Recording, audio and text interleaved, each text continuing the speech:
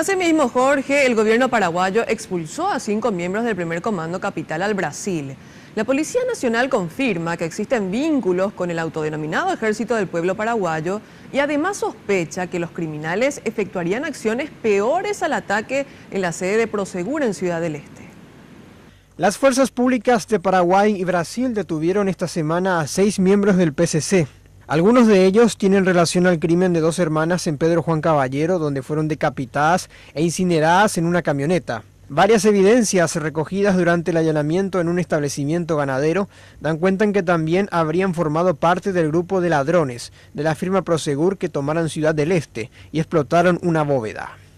En cuanto a desplazamiento de fuerzas y exhibiciones de armas que lo tienen, realmente lo tomamos con mucha seriedad la información y puede acontecer en el país escenarios muy grandes, pero para eso estamos trabajando y es incierto qué puede ocurrir. Pero lo que más preocupa a las autoridades es que, según datos de inteligencia, el PCC ya tiene contactos directos con el EPP. Aunque no quisieron ahondar en detalles, presumen que se trata de logística, cooperaciones y búsqueda de adeptos para ambas bandas.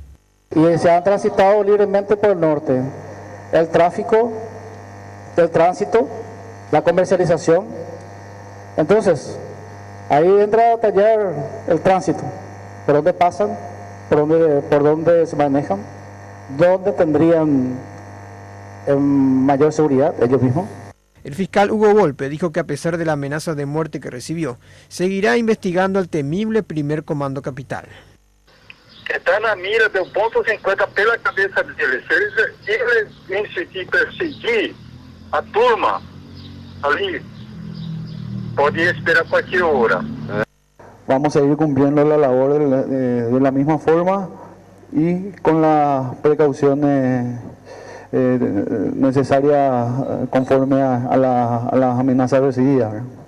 Este mediodía 5 de los 6 detenidos fueron expulsados del país. Se estima que más de 60 miembros del grupo se fugaron de las cárceles del Brasil y lograron cruzar a Paraguay por frontera seca.